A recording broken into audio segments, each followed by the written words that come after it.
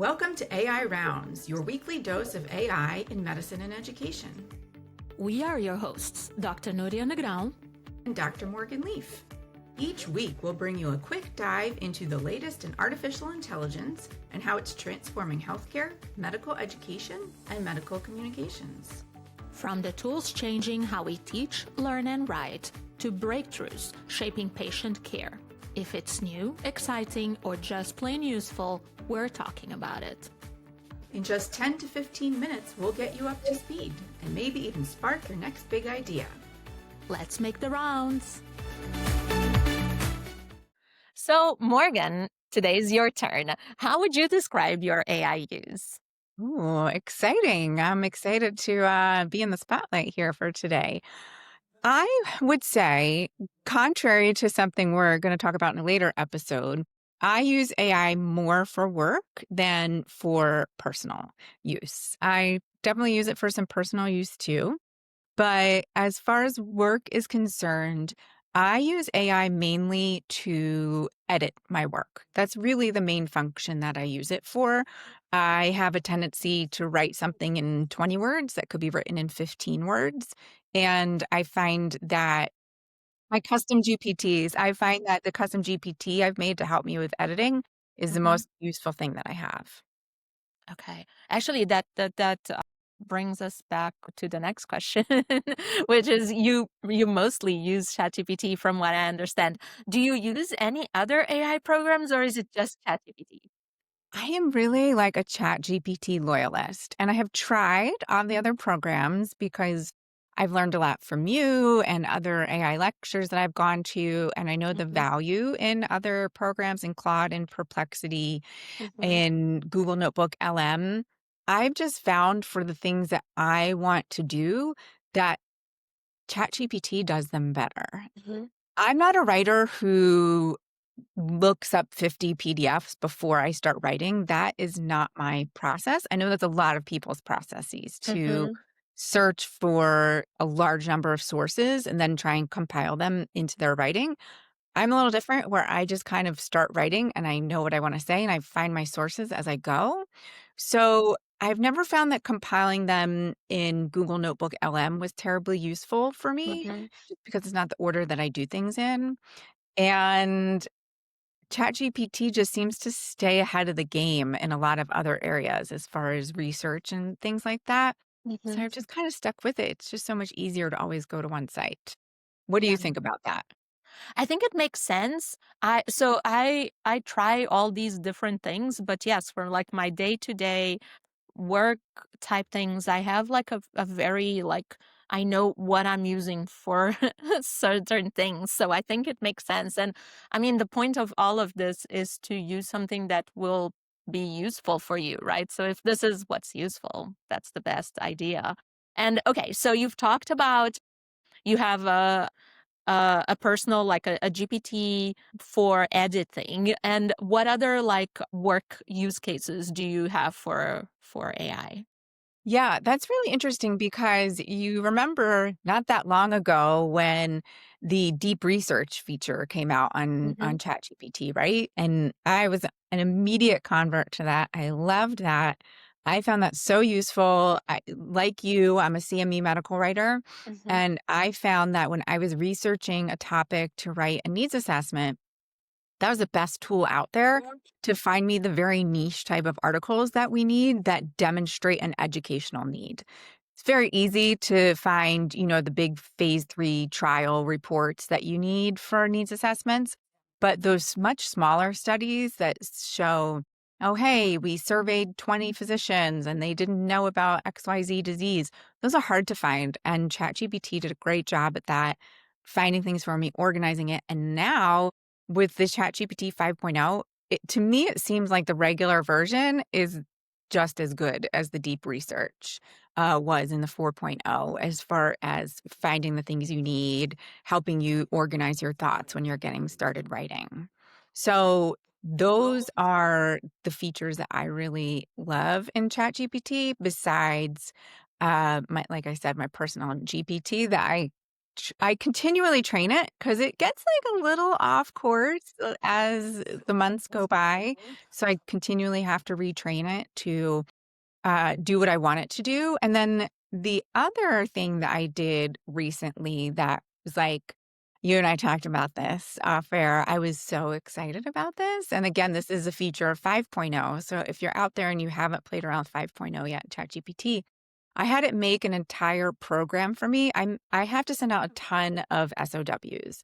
I have a lot of freelancers working for me, and it's like a very tedious and time-consuming thing that I don't like to do.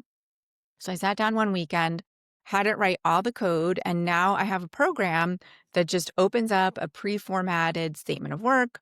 I fill in the blanks from drop-down menus that I made. It converts it into a PDF, and it emails it to my subcontractors for signature. So that was just super exciting playing around with writing code on there. And I hope to do more things with that in the future to improve my workflow. Yeah, that's like that use case is awesome because it's like next level of using AI, like you built your own program to solve your own solution. Like if someone were to build a program like this, probably they couldn't sell it.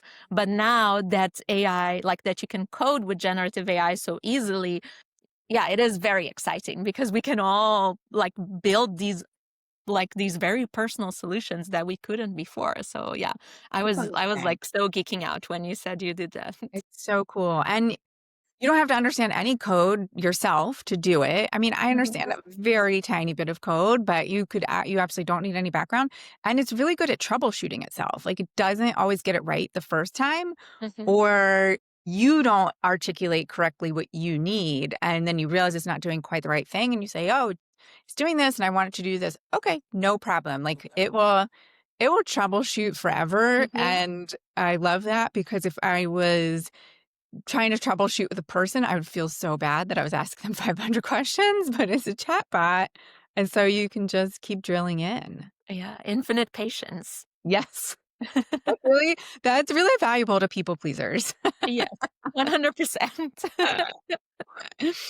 Okay. Okay, cool. So how do you keep up with AI news? I feel like it's like always coming at us. So I Well, want. luckily, I have a really smart friend named Nuria who tells me all the cool things that she keeps up with.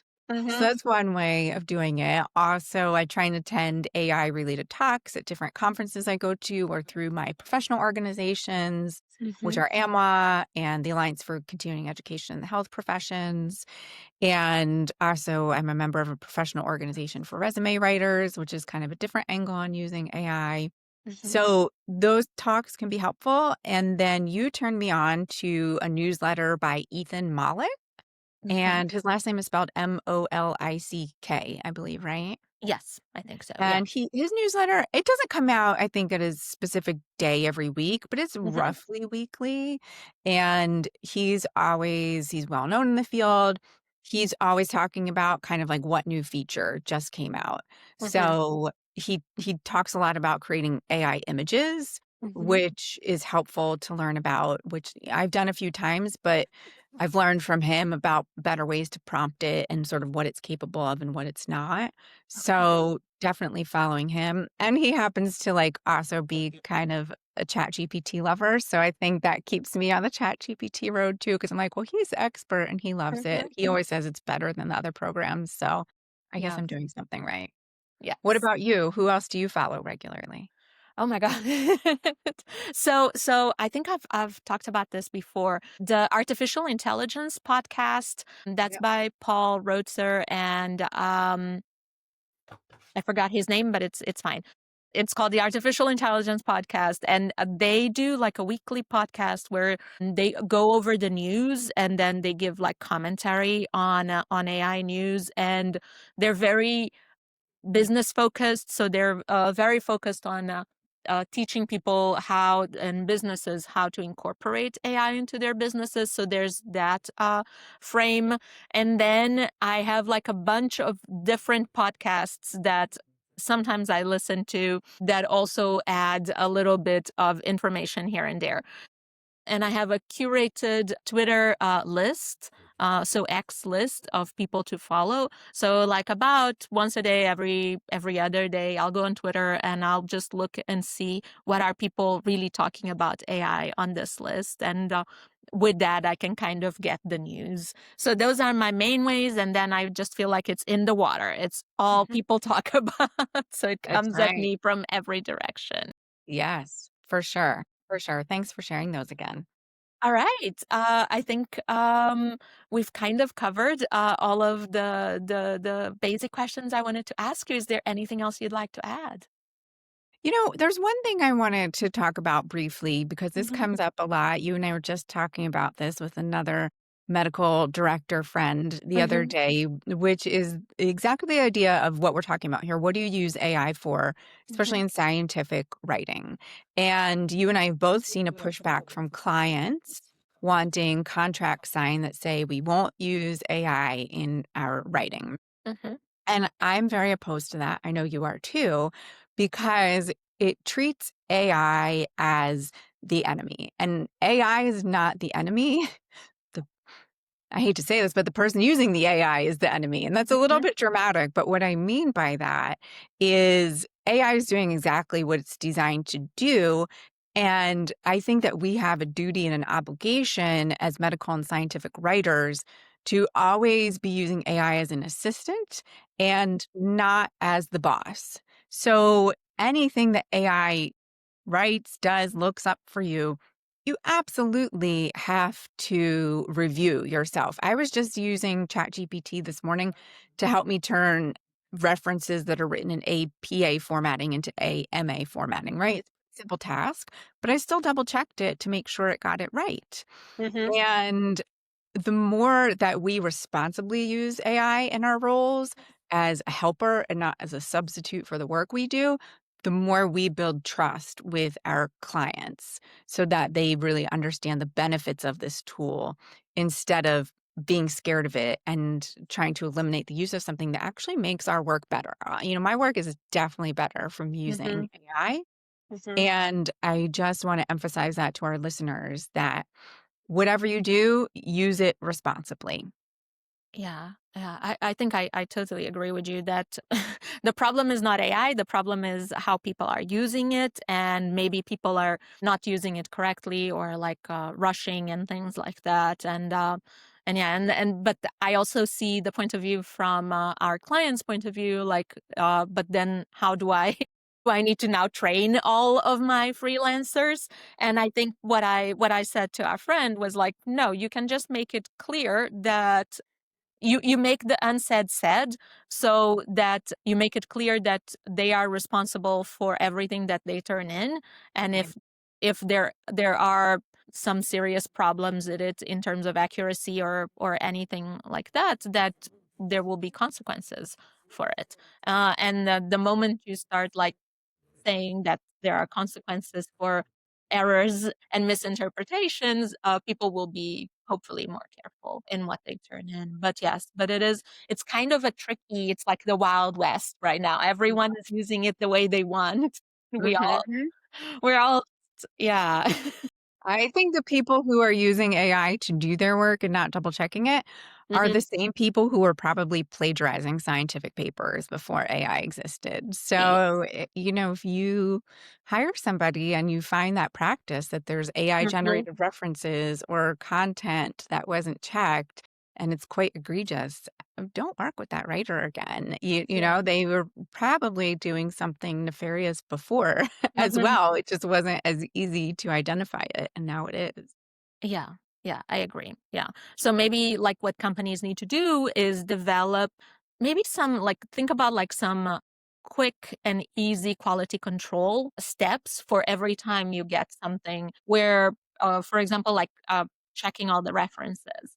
If you get a reference that doesn't exist, that like triggers a deeper check of the work to see if there are any other factual inaccuracies in the work, and then you can move from there.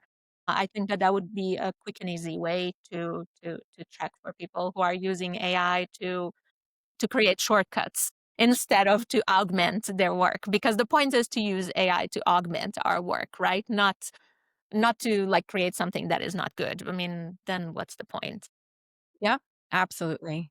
I think I got us a little off topic with that, but the topic is fresh in my mind. That is perfectly okay. So this was our second episode, and we've learned about how Morgan uses AI. At least in October of 2025, this might Right. change because AI is That would always be great. changing. Yeah, Yeah. great. Well, thanks, Nori. This was a great Mhm. episode. Thank I'll you. see you next time. See you next time. Bye. Bye.